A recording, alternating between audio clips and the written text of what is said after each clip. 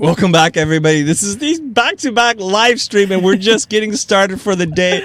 And I'm super pumped up and excited to be talking to our guest today. Her name is Heidi Jo Scheller. Oh, my gosh. And you guys need to be tuning into this because she's going to talk about our voice. And it's ironic because I might lose mine before the end of the show. A couple things to think about. Why even work on your voice? What does this even mean, working on your voice? And how does the voice work and how does the voice not work? And why is the breath so important as the blueprint for your sound? Heidi, welcome to the show! Yay! Hey, How you doing? And thank you for making the drive out here in LA. It's crazy when people actually show up in person. I'm so psyched to be here. All right. And you're kind of like in the family now because we know your husband. That's right. He's part of the business boot camp. He's like, hey, you might want to talk to my wife. And usually when people say that, I'm like, yeah. But then you're this amazing person. So, guys, I didn't even know this, but I'm going to tell you who Heidi is. Check this out, you guys. She is an expert voice teacher. She's a designated Linklater voice teacher. She's a director and actress, 22 years of teaching, a professor at Cal Arts, kind of our crosstown rivals, if you will. She's been nominated as the best director by LA Weekly. Woo! And I think you have a presentation for us, right? Yes, I do. Okay, so let's see how this goes. So I'm going to stop talking. I'm going to get out of the way and let you do your thing. YouTube's talk to me. Hit us in the comments. Matthew's back on the show with me, and so is Jonah. Let us know what you think, and we'll be making notes about what kind of questions you have for Heidi. Okay, take it away, Heidi. Okay, great. So is our first slide coming up? Or Yes, there you go. There we go. Why work on your voice? Okay, so I wanted to start with this just because I wanted to talk about why people come to me, why I actually have a job. Okay. I think that's the best way to answer this question, why work on your voice, is, most of the time when people come to me, and I do teach at Cal Arts, and in that environment, I'm working with actors, and I do work with a lot of people in performance. But outside of that, I have a lot of people coming to me, and usually when people come to me and they want to work on their voice, it's because something is not it's something about their voice is not equal to the way they think their voice should be, meaning like they're not happy with how their voice, they don't like the sound of their voice, they don't feel confident when they're speaking, they don't feel like their voice has enough power, they don't feel like their voice is dynamic, they don't feel like their voice is colorful, they feel like they're kind of monotone or they're a little bit nasal, or they're not really authentic when they're speaking, and they have an idea of who they are and what they want to express. And a lot of the time people have really great visions and they have truths they want to express and communicate. And when they speak, they feel like that's not equaling who they are or what they want to express. And so in some way, their voice is not really representing who they think they are. And so they come to me and they're like, how can we fix this? What can we do about it? Okay, I got to jump in here. Okay. Because like most people, I don't like the sound of my own voice. Yes. And when I heard it back, I was like, who's that dorky, weird person? I thought I was much cooler than that, but it turns out I'm not. I'm that person. So are we talking about a different thing in terms of like your perceived voice, or just like I'm now aware of my voice and I want to change it? I want to maybe sound more authoritative, or maybe I want to sound kinder, gentler, whatever it is. What are we talking about here? I think both of those. I think, there's how does, I often talk about like, how does your voice feel to you and what do you want your voice to be? Like I'll often ask my students, if you could have your ideal voice, what would your ideal voice be? How would it be? Would you want it to be stronger? Would you want it to be more colorful? Would you want it to be more versatile? Would you want to feel more authentic when you are speaking? Would you want to communicate more clearly, more slowly? So, a lot of the things, people don't really think about, they just kind of feel like when they're communicating, it's not really coming across the way they want it to. So, and just in terms of confidence, I was thinking about, your listeners and how, a lot of the time people are like, well, okay, it's kind of an obvious thing to teach people in the performance realm because it's an easy fit. Yes. But what I always tell my actors that I'm working with is that, all right, I'm teaching this to you for your performance, but everything we do crosses over into the rest of your life when you're using your voice. And your voice is one of the main forms of the way you communicate in the world all the time. So this really applies to anyone and from any walk of life and with any job. But like in this case, with your audience, I would think just in terms of, negotiating with clients, talking with clients on a regular basis, making presentations, having those like difficult moments or those calls where you're like trying to sort something out. If you have a more formal speaking engagement, or, for a lot of solo entrepreneurs, I think one of the things that's coming up is that they're getting more public in their business, meaning, that they're getting onto YouTube and they're doing segments or they're podcasting.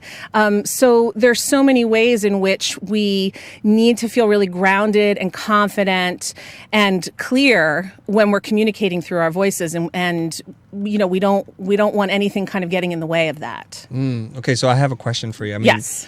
I don't want to interrupt you. Okay. But you are. But I feel like I have a question because you're filling my head up with ideas. Okay. I've never really thought about how I want to sound. I've always thought about what is it I want to say. So you're adding another dimension to that conversation. But I want to put this in really practical terms. When I'm working with a prospective client, there's a lot riding on the line. Sometimes hundreds of thousands of dollars are on the line depending on what I say, how I make them feel, and if I can communicate and articulate my ideas clearly. So in the context of business development, since we just came from having this whole conversation with Shima, what kind of tone or how should my voice sound so that it's most beneficial to me so that I can close this gig? What are your thoughts on that? Well, I think it's a really good question, and I think it's one that doesn't have necessarily one answer. I think it's one of those things where, I think part of what I'm teaching is not only, working on your voice, but it's a lot about being present, being breath connected, being grounded in yourself. And so if you're all of those things, you're going to be listening to your client and really tuning in with them. And based on that information, I would think that's going to affect how you approach speaking to them, whether it's going to be, more direct, more authoritative, softer, more gentle. It's really going to depend from client to client, what's going to bring you the most success. But I think part of that is actually being really present and breathing and taking them in and really listening and then responding in the authentic way that seems will serve the situation best. Okay, so how about I do this then? Okay. What if I want to sound more understanding or empathetic? How can I control my voice so that I come across as that? Okay, well, so in terms of like the work that I teach, what I would say is, what you ideally want to do is kind of start to identify the things that are getting in the way of your voice. So this is like, and then if we go to the next slide, may I do that? Please. So we'll kind of like stay on. Yeah. So we're, actually it goes, it's one more. So we'll kind of go, so why does the voice not work, right? How does the voice work? So in order to really start to understand how to communicate, you have to actually understand what's going on with your voice in the first place that might be actually blocking you or getting in the way, of you even communicating clearly in any way. In terms of what you're asking, what did you say you want? How would you be more understanding or empathetic, yes. More empathetic, more understanding? I would hazard to guess with that specific situation, it would probably be something along the lines of, maybe softening your tone a little bit, and not in terms of your volume, softening your volume as well. Okay. But what I would say is that, if you're kind of taking care of your voice and warming it up, and like I said, I'll repeat this a lot, you're really connected to your breath, you're really relaxed in your body when you're talking to somebody, then your voice is going to do exactly what you need it to do without you having to think about it. Ooh, interesting. So that's like, when I'm always teaching, I teach the work I teach. So it's like I'm teaching when people learn the body of work, it ends up being a warm up. So it's like it's a way to warm up your voice, just like an athlete would warm up their body before they do their sport, or a dancer would warm up the stretch before they do a dance. I mean, no one would ever think, no professional athlete would ever think of doing something without really warming up. And so it's the same anytime we actually have to communicate or use our voices in any kind of way that matters to us.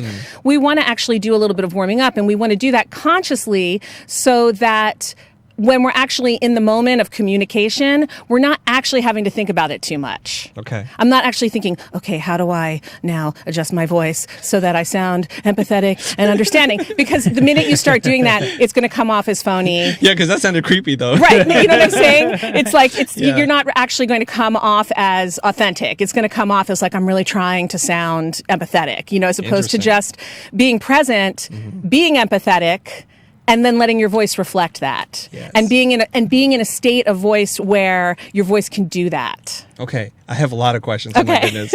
You guys on the internet, on YouTube, 117 of you guys watching right now, you have to get in line in terms of the questions because I have so many questions. Okay, and you have to just tell me, Heidi, I gotta just move on with my deck. And that's totally okay too. Okay? Yeah. Okay. But I'll see if we can kind of like work that in. Yeah, as we're talking. we just weave through this whole thing, right? Yeah. So because I'd love to get to it all.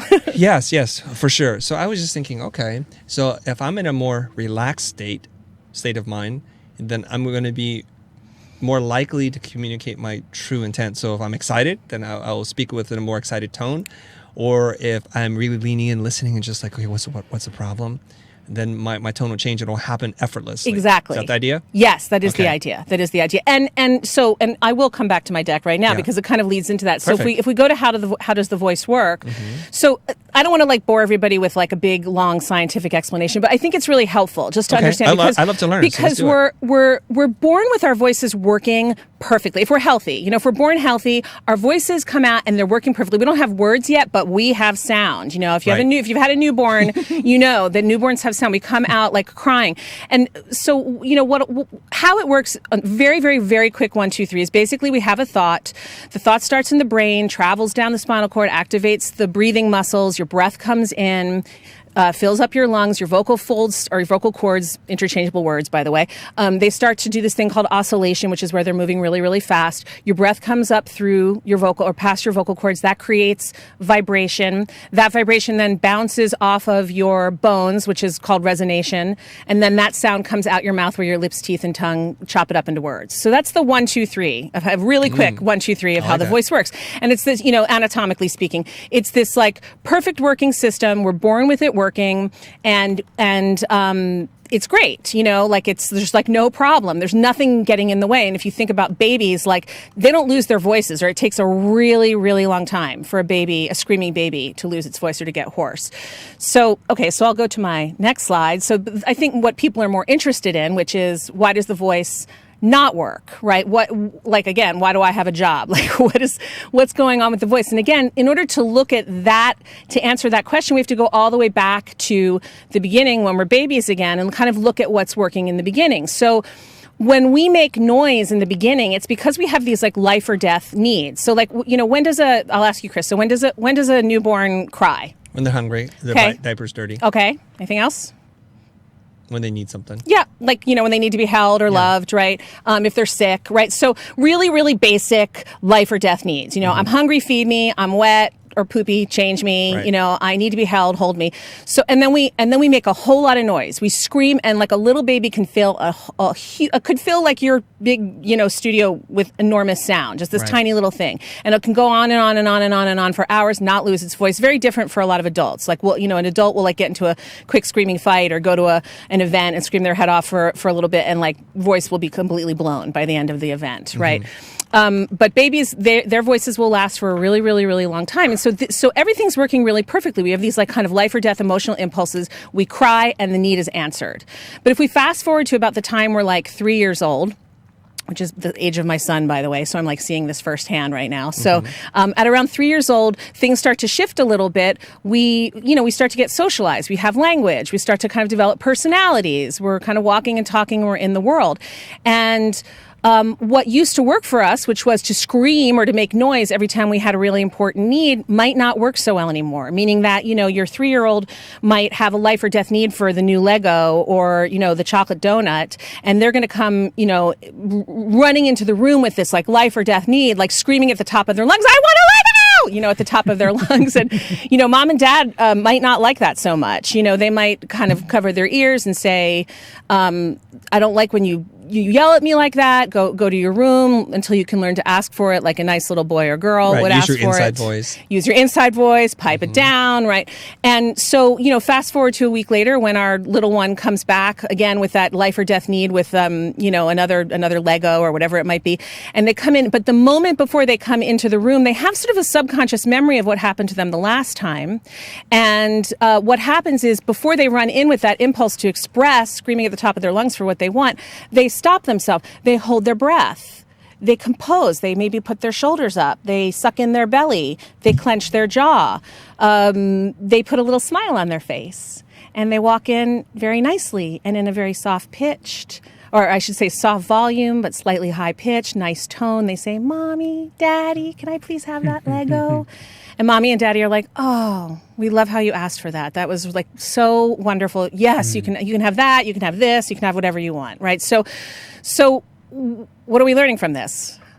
Conditioning. Conditioning, yes. So, what's happening is this is happening completely unconsciously when we're 3, but as we grow, by the time we're adults, most of us have some really deeply ingrained conditioning that a lot of which we're not even aware of most of the time. And the conditioning might come in the form of, sucking in your stomach or clenching your jaw or tension in the back of your tongue. It might be in the way that you control your voice or where you hang out in your voice in terms of everyone has like a huge vocal range in terms of low to high. I'm talking about speaking voice, not singing, but a lot of us will kind of end up hanging out in a really small comfort zone of that.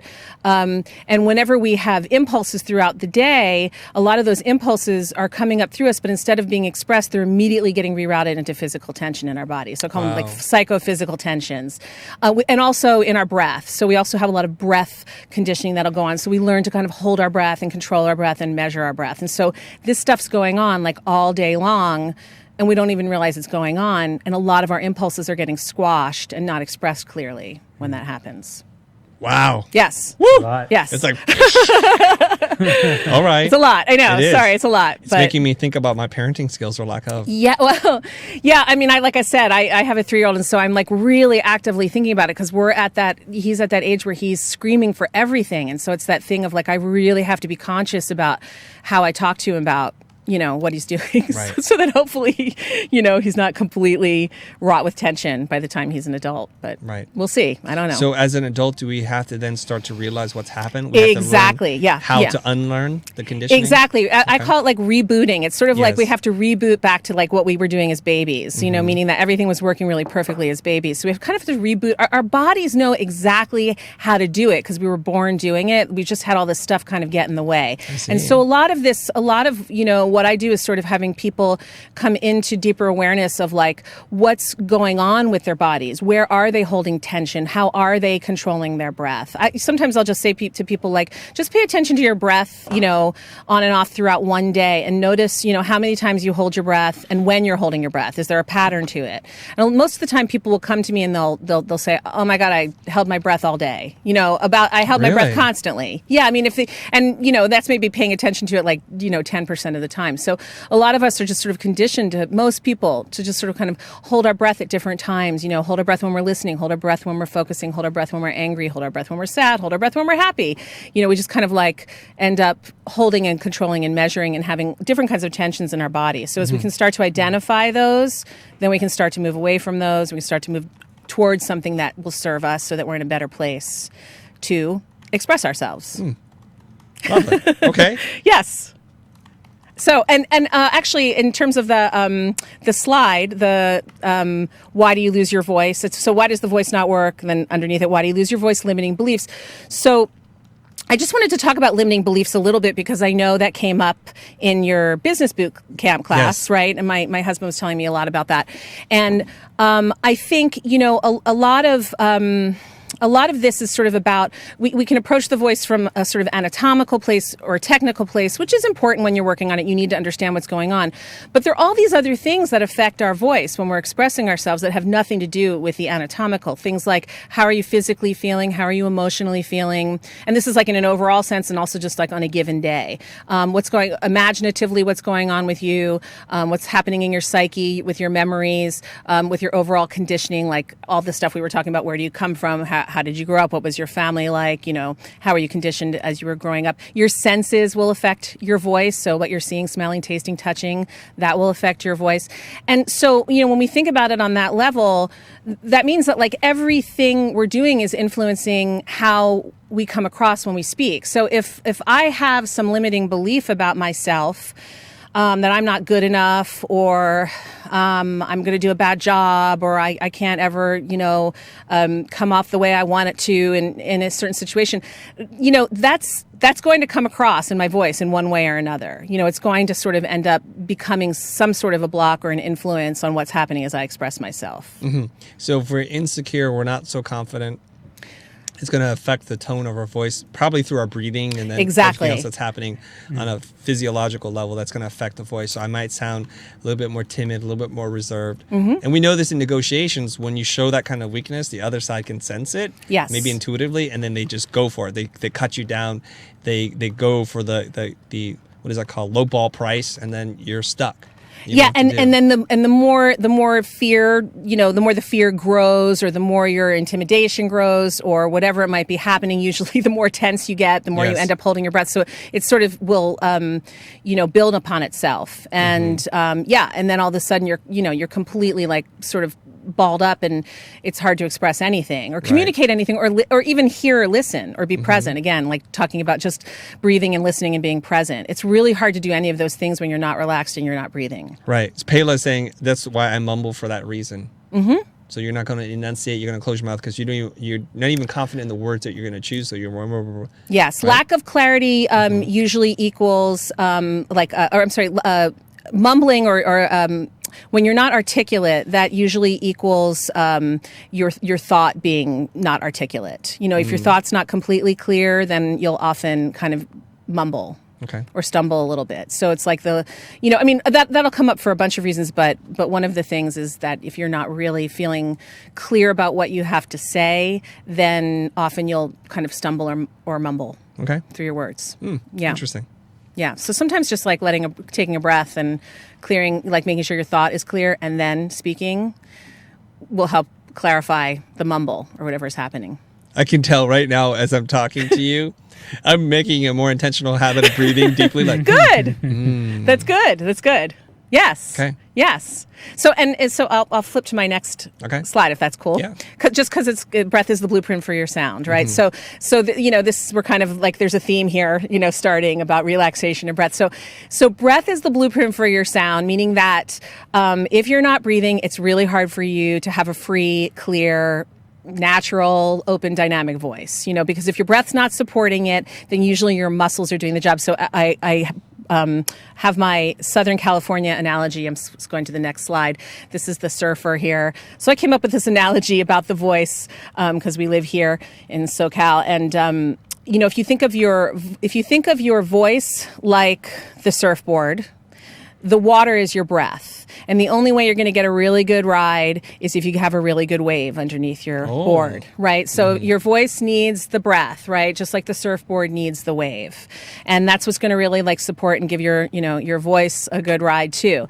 Now a surfboard, if I go to the next slide, a surfboard, can move on the sand, we put it on the sand, but it's going to take a lot more effort and it's going to be a lot less of a joyful ride, on the surfboard. You're going to have to like really push it to get it moving. It's going to move really slowly. And of course, the bottom of your board is going to get really scratched up by the sand. Yeah. So if we think about the sand as your muscles, meaning like all of the muscles that might be kind of taking over when you don't have the breath support or the free breath, that's what's happening. So, and that's one of the reasons you lose your voice. If we go all the way back to why do you lose your voice? A lot of the time when people don't have the breath support, what will happen is their muscles will kind of gradually come in and take over, and they'll sort of push your voice out. And that's why you end up feeling scratchy. You end up kind of losing your voice. You feel scratchy because you're pushing and you're not sort of using your voice in the organic way it's meant to be used and wants to be used.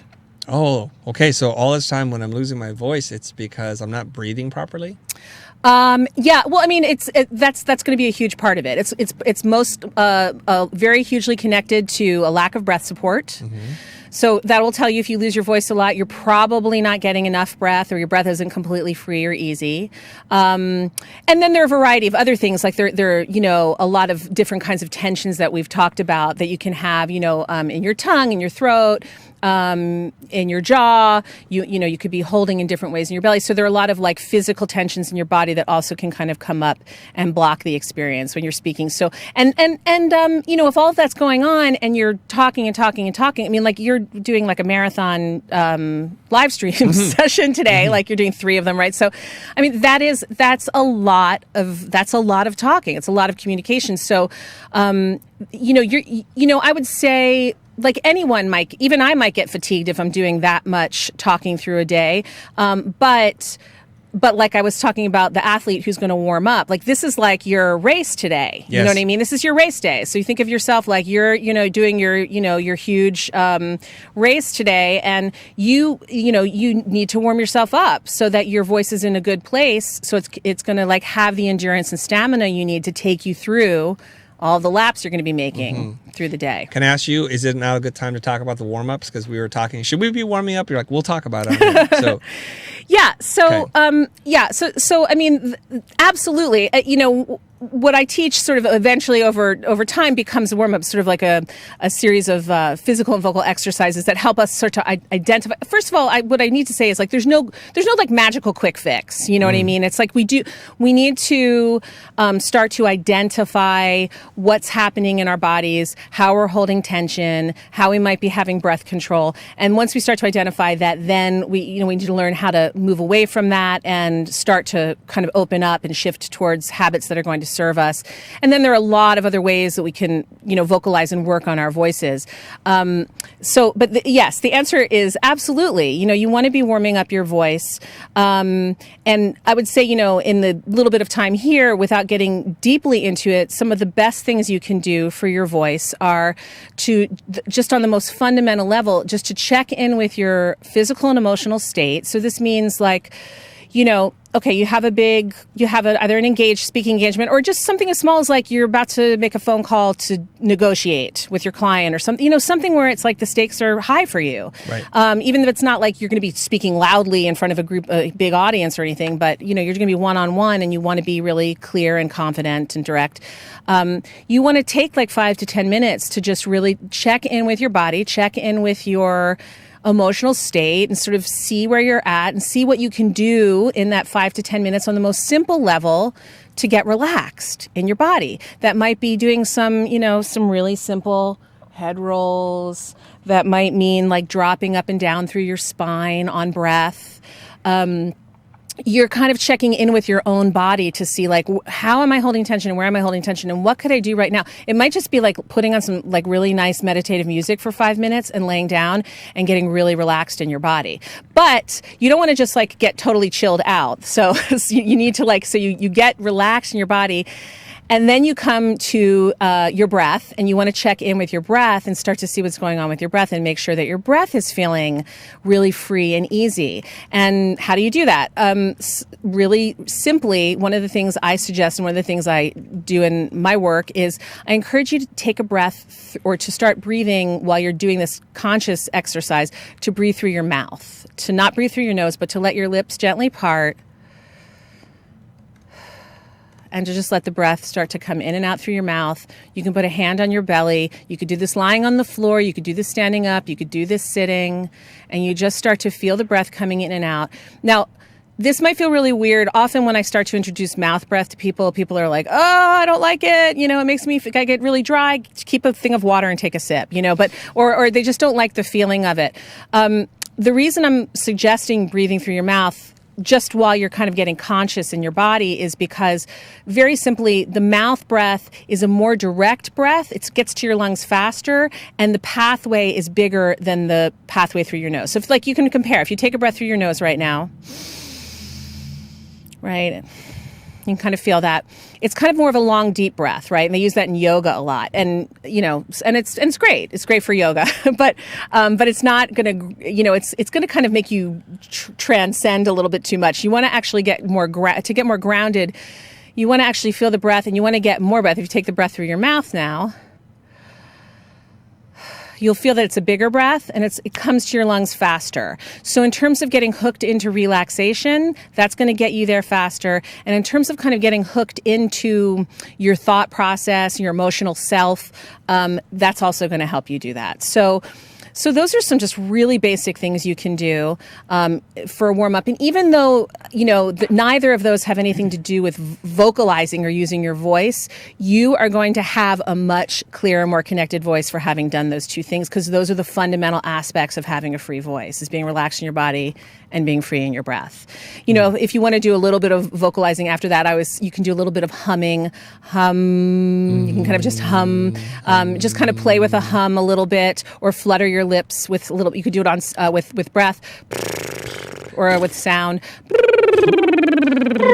I can't do that. Yeah, if you take a nice breath and kind of just relax your lips, you can work on it. It gets easier. Okay. But yeah, a little bit of humming, a little bit of just fluttering of the lips. The humming is kind of like a little bit of a massage for your vocal cords. So kind of just relaxes your vocal cords and sort of wakes them up a little bit. If you're feeling like you need a little energy, if you've like did a lay down, relaxation, then get yourself slowly come up to standing.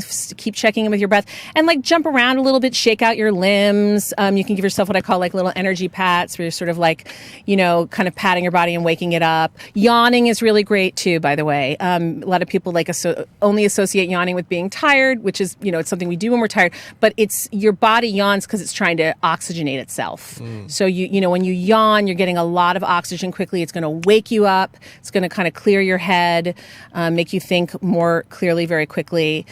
So a couple of good yawns, even if you don't feel like yawning, just like kind of act as if, and then your body will take over. And usually if you start yawning, your body will continue to yawn until it's oxygenated to a level it's happy with. So that's why like sometimes when you start yawning, you'll yawn for like 5 or 10 minutes. Right. Because your body just wants more and more and more and more. And that's good. You want to give it that oxygen. Is this too much? No, I'm all for this. Yes. It's not enough. They're hyperventilating it. I've been holding my breath the whole time. I think there's some good questions. Oh, there's a good question? Okay, Matthew, go ahead. Yeah, so I think these are all great for physiological ways to warm up your body and just to get your body relaxed and breathing. What about your mind? Because I feel like a lot of people, including myself, run into this where what I'm thinking is not in sync with what's coming out of my mouth. Yeah. Okay. I think I could hear him. You could hear that? I think I could. Yeah. Okay. Wow. Yeah. I think that's really that's really common. That thing of like, what you're feeling on the inside is not what you're projecting on the outside, or what you're thinking. Yeah. Like when there's like kind of a mismatch between the two things. I think a lot of, I don't know if there's like, if I have a perfect answer to that, but a lot of what I've just been describing, I think actually will help with the alignment that you're talking about. It will help. Like what I'm saying is that the more it's all connected. Like I was saying, it's psychophysical tensions, right? So we have thoughts and feelings all the time. They're kind of bubbling up through us, and a lot of them, like I said, they're getting rerouted into those conditioned tensions that we've been working on since we were like 3 years old, and don't even know we have. And so the more we can kind of come into a relaxed state of being in our body, and the more we can start to connect with our breath, the more your body relaxes. It's like the clearer your thought process gets. The more you'll be able to just like hook into what you're thinking, take a breath, and be able to speak it, and be able to speak it clearly. I don't know if that's too simplistic, or if I'm really answering the full question. I think you are. Okay. I think what you're saying is that it's all related. And when you do this one thing with your physical body, some of the other stuff will just fall in line. But I don't know if there are any mental things that you have. Like, is there a checklist in your head, just like how you did with your body? Is there a checklist in your head that you do, or whenever that's a good question. If you find yourself getting too fast, like if you're speaking too excitedly or for whatever reason, is there things that you do in your head where you're like, wait, stop, pause?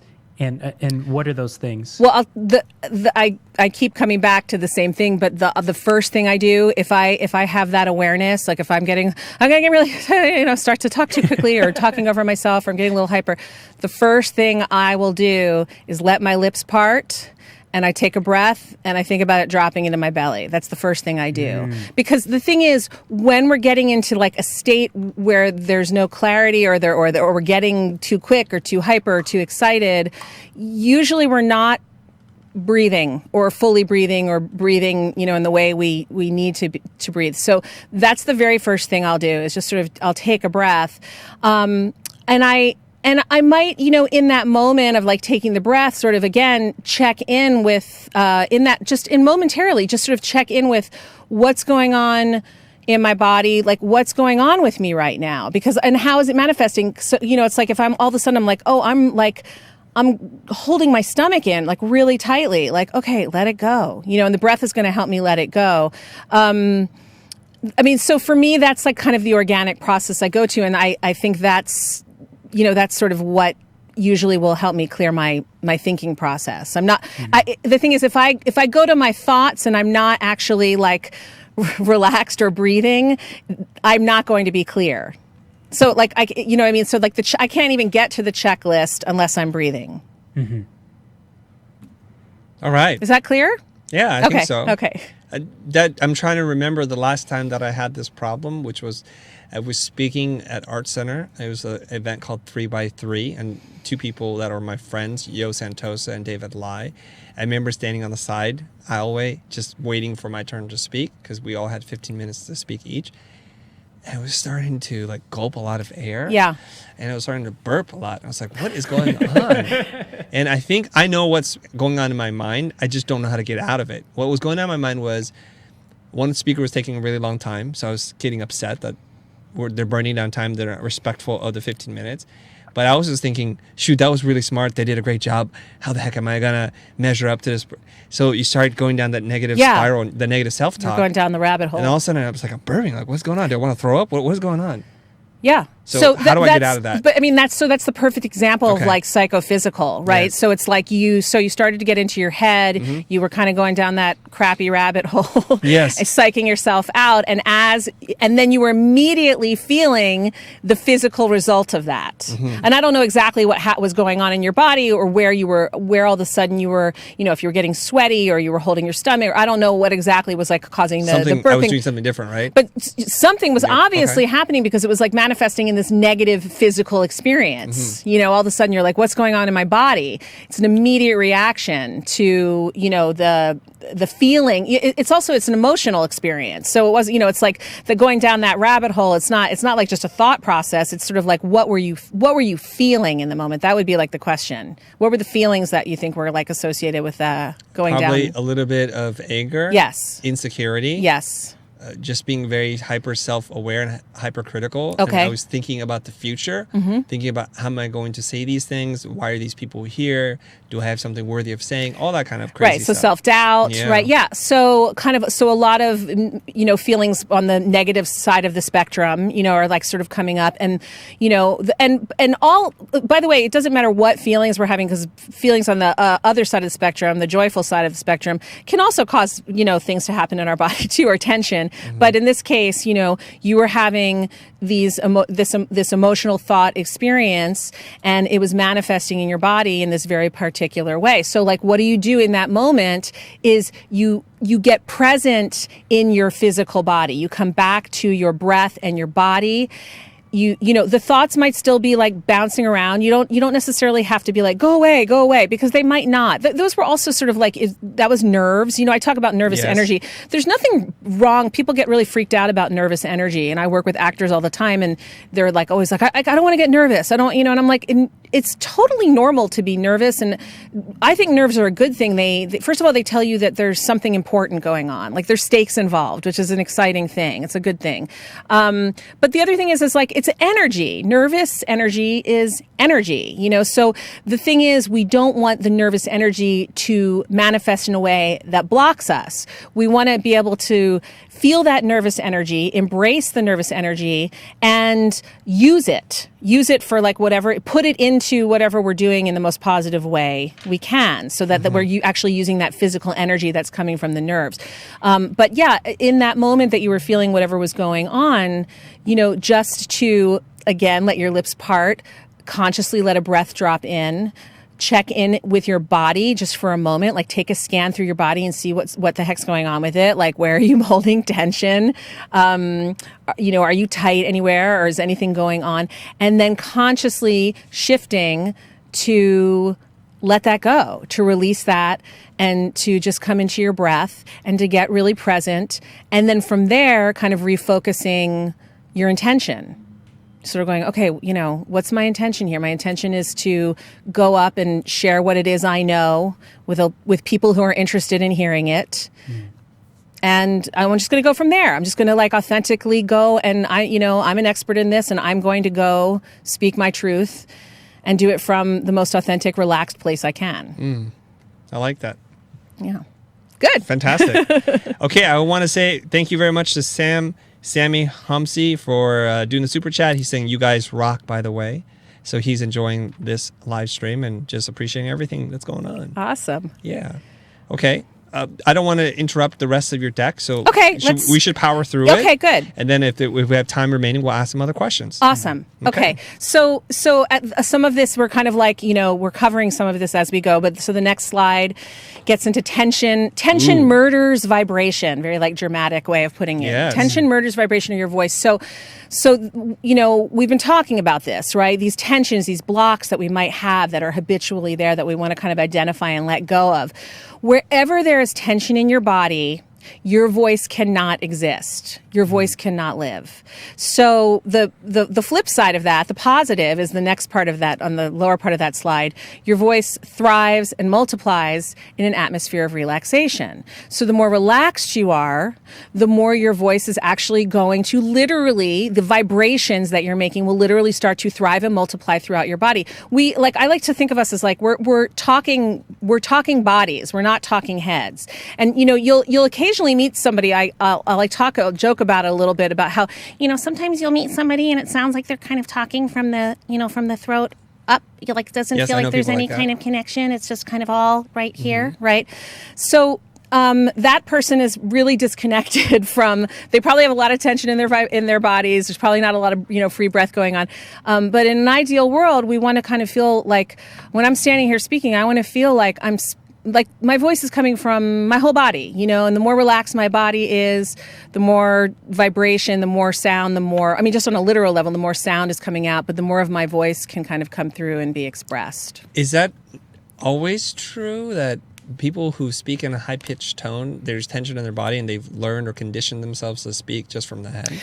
Well, not necessarily. I was just using that more as like the example, like the kind of, went into a high-pitched tone there, but no. So, if you have someone who's always talking in a particular pit, like part of their range, their resonance, that's usually because, so we're all born with about 3 to 4 octaves of range, which is a lot. Like if you've ever seen a piano, that's a lot of the piano. That's sort of the average is, 3 to 4. Some people have more than that. Mm-hmm. And I'm talking about your speaking range, not your singing voice. Okay. Mm-hmm. So we're all born with this like really big voice from low to high. And you can hear it in little kids. They use all of it all the time. But what'll happen is as we grow up, a lot of the time based on our conditioning, based on a lot of different things, we'll end up in what I call like a comfort zone, which might be just like a really small portion of that huge 3 to 4 octave range. And we'll kind of be hanging out in that little small portion of our range. And we have all this range kind of around it, but we're not using it. We're hanging out there just because we're really comfortable there. We identify with that, depending again on conditioning. So someone with a high-pitched voice, they might be identifying, and again, not consciously necessarily, but identifying somehow like that's, where they're comfortable and how they kind of identify themselves through that part of their voice. But I've worked with a lot of, women in particular who kind of come in, women who actually even just have like very, very like high pitched, like breathy kind of voices, like that kind of thing. They'll come in and, after we've worked together and we've worked on developing the range from low to high, they don't sound anything like that anymore because they have a blend of all of the different colors of their voice. They have a lot of power in their voice and they have a lot more color because their voice starts to reflect their whole range, the blend of their whole range. What is your range like? I'm really curious now, Heidi. Where's your bottom and where's your top end in your speaking voice? Well, I don't know if I should volunteer. I could run through my range here. No, yes, can we do it? It might like blast through the. I don't know if it's going to be like too loud, but no. Yeah. Okay, drink your water. Internet's ready. If you have headphones on, this might be the time to like back off on it. But I'm leaning in. Sure, I can do it. So in the work that I teach, we work on the different resonators of our range. Resonators meaning the sound bounces off of our bones in different places. So we start kind of like down here at the chest, and then the sound will kind of like go all the way up, like really to the top of your skull and out the top of your skull. Wow. So I will. Let's do it. A little bit of all right. Okay. So I'm just going to go to the bottom, and I will probably need more than one breath to do this. Sometimes I can do it on one breath, but if I'm taking my time with it, I will sometimes like stop, refuel my breath, and then continue on. So if you see me stop, that's why. Okay. So I'm going to go all the way down to the bottom. Hey, hey, hey, hey, hey, hey, hey, hey. Okay, and I'm going to start from there and go up. Hey.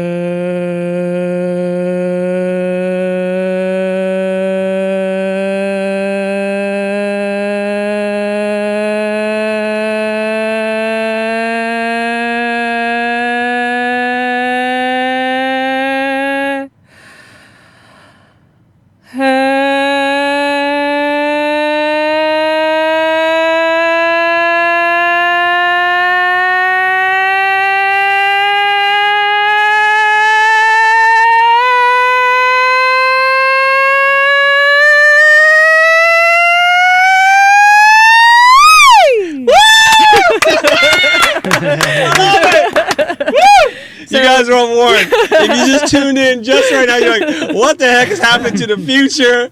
And we're just like glasses shattering, Yes. dogs are running around in the yard. Who knows what's going on? Wow. Yeah. Okay, can you talk me through what you're doing and how you're pushing your voice into the upper register? Yeah, so I'm not pushing it all, by the way. It's breath was the blueprint for my sound, and it was supporting me the whole way. So there was no musculature involved in that. I mean, outside of like what's anatomically happening, right?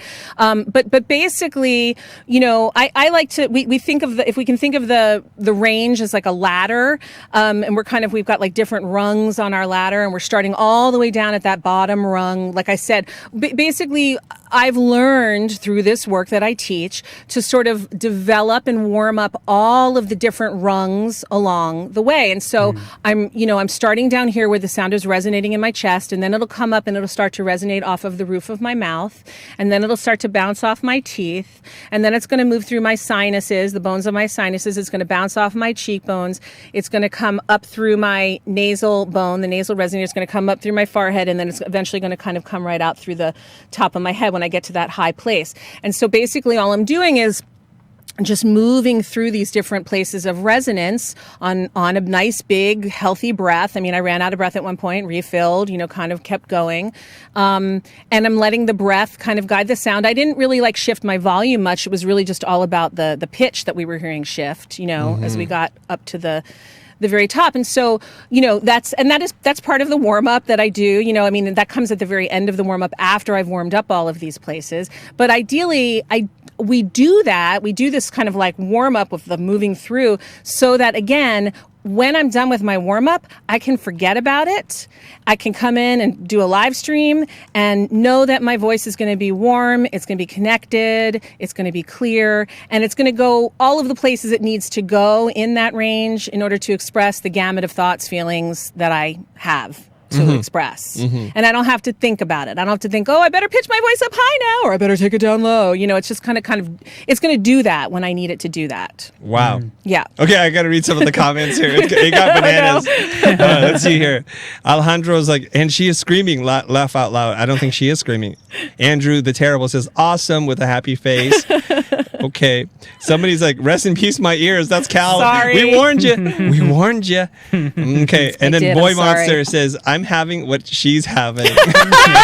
That's awesome. One of my favorite movies. Yes. Okay. My thoughts exactly. Laugh out loud, brave lady. Wow, that was amazing. Okay. Somebody's like, I just joined in, and my wife's like, what the heck is going on? What are you watching? Right. That's what William is saying. Okay. All right. Let's keep going then. Okay. All right. Thanks for doing that. That was awesome. Thank you. Of course. Yeah. I was like, never done that like live on air. So it's a first. It's a first. Yes. Okay. So help your voice. So this is getting into, but in addition to just the, talking about kind of warming up your voice and getting your voice ready, you want to take care of your voice. So we can actually go to the next slide.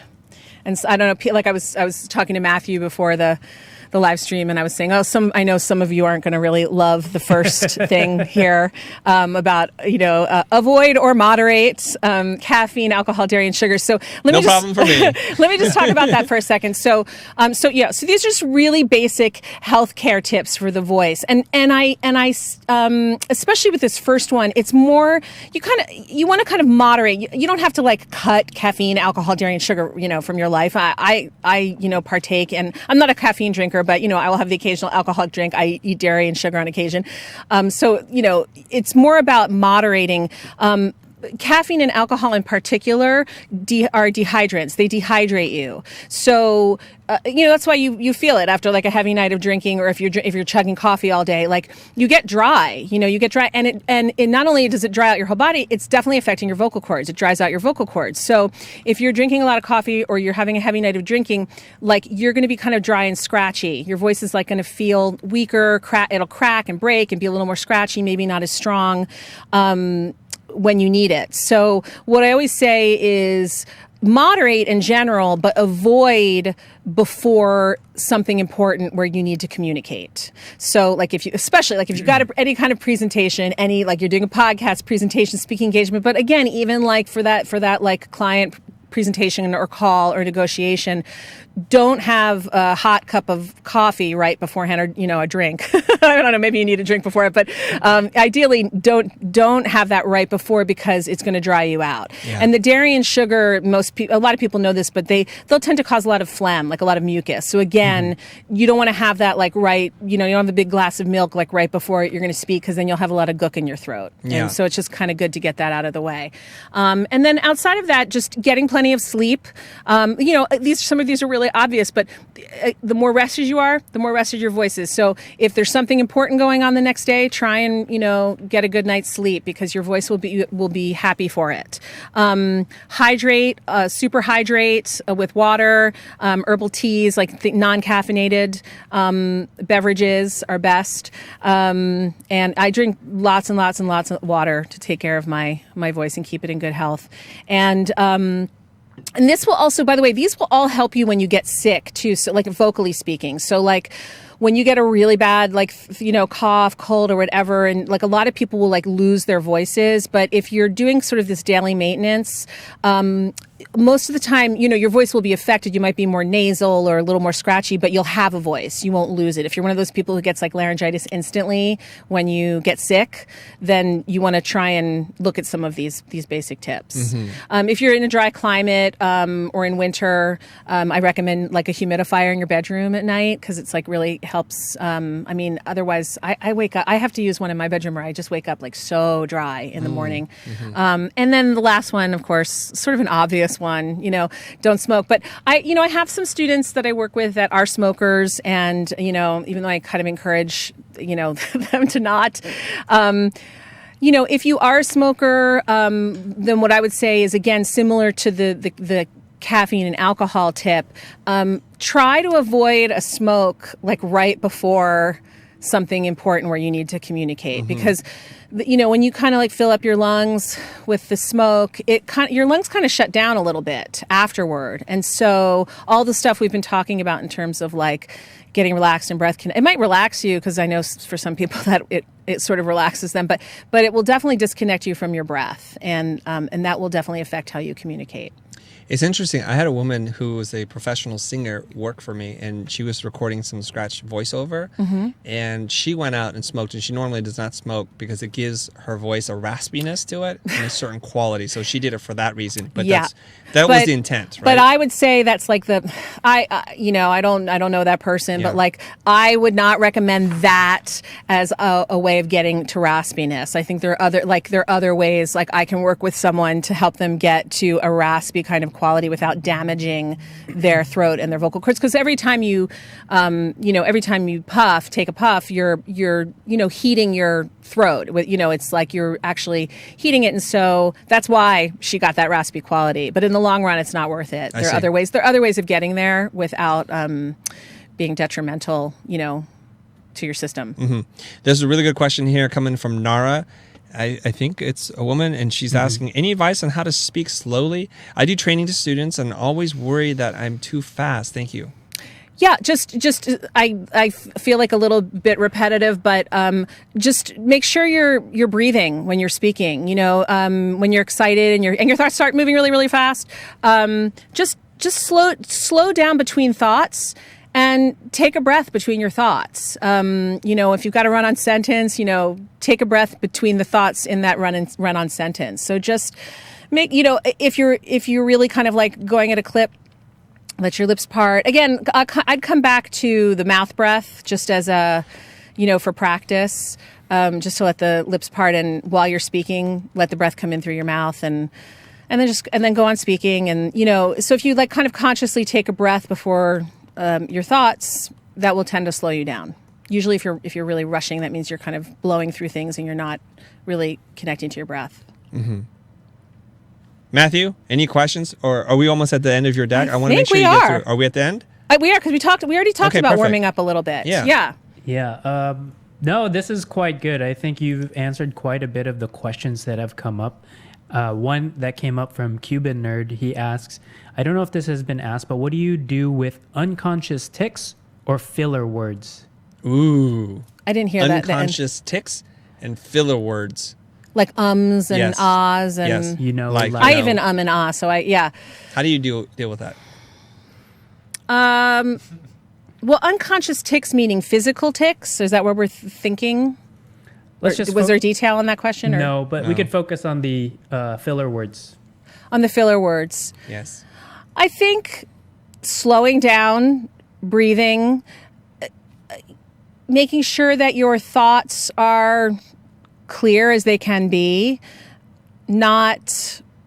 You don't have to fill. I think the ums and the ahs come from nervousness. There, I just had one, right? Feeling like you need to fill the space. Right.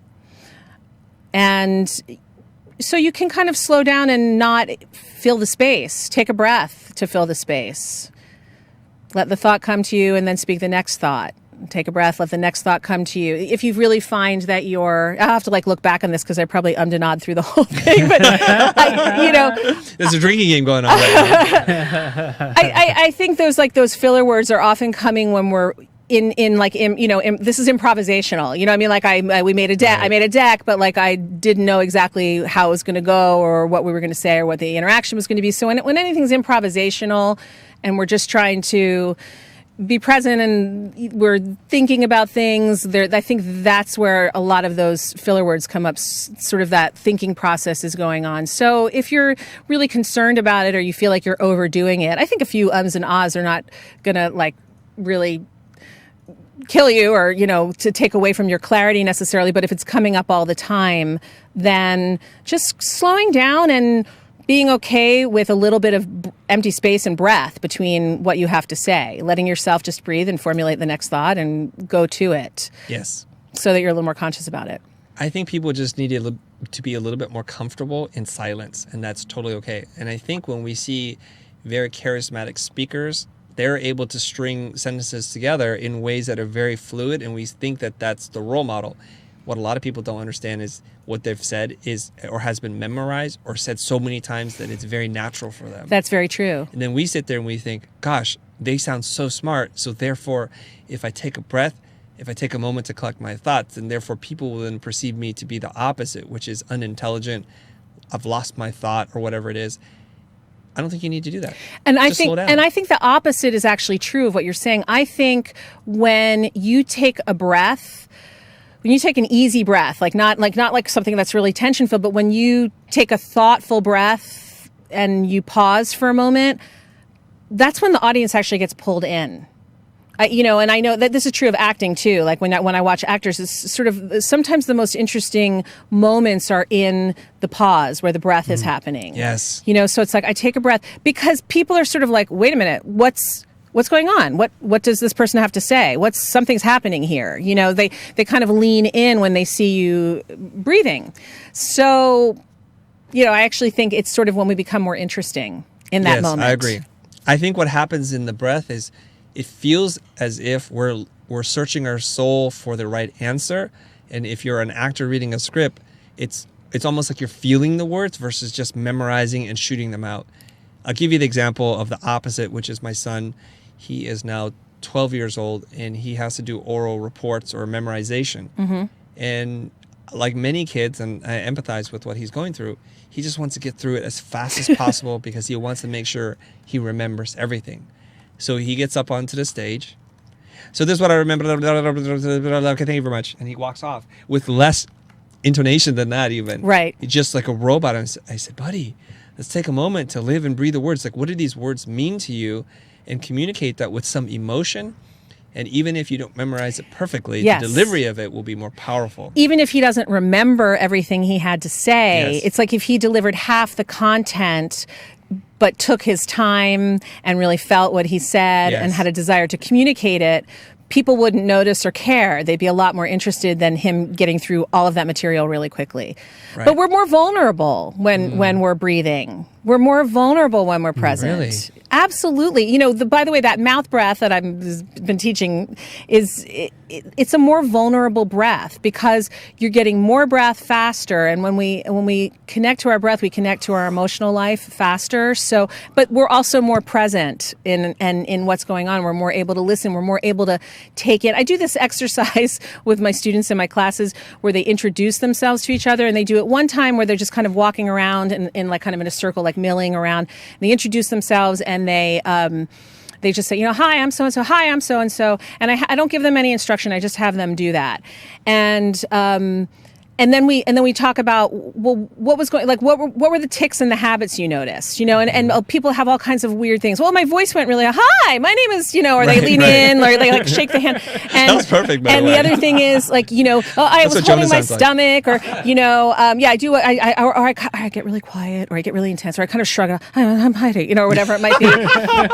So like people have all these weird, people have all these like weird tics that will come up when they're introducing themselves. And when we talk, I'll do this often on the first day, and when I'll say, do you remember each other's names? A lot of names are not remembered. You know what I mean? And I'll have had them do it, like introduce themselves to each other like 5 times in a row. Just walking around meeting people. And then we do it again at the end of the class, and I have them do this exercise where they actually they stand across from each other and they take a breath and they look at each other, and then they hold hands, and they take another breath and they look at each other, and then they exchange the information, my name is, and then they take another breath, and then they release, and then they go about and meet somebody else.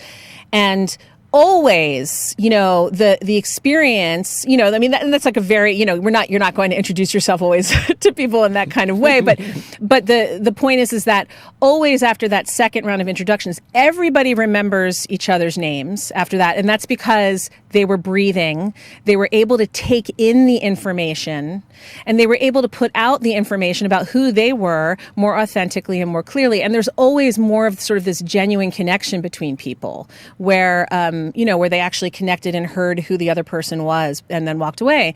And it came from that breath, but a lot of the time, I'll go to parties, and if I'm like in a stressed social mode, like I'll meet someone, turn around and go, wait, what was their name? Like because I probably was not breathing in that moment they said their name. So, right. Just sort of like stopping. But so we're more vulnerable when we're consciously breathing and when breath's coming in through our mouth. And, so that's part of being present, but it's also part of like, really communicating authentically. It has nothing to do with acting, it's just sort of like just being yourself and really communicating and expressing yourself authentically and truthfully, who you are and what you have to say. So we sort of have to have a level of vulnerability in order to do that. Perfect. I can't think of a better way to end this live stream to say thank you. I'm going to reach out and take a deep breath. You're so welcome. You're welcome, Chris. Breathing deeply, yes, guys. Good. Thank you. Good. Excellent. I'm back. Yay.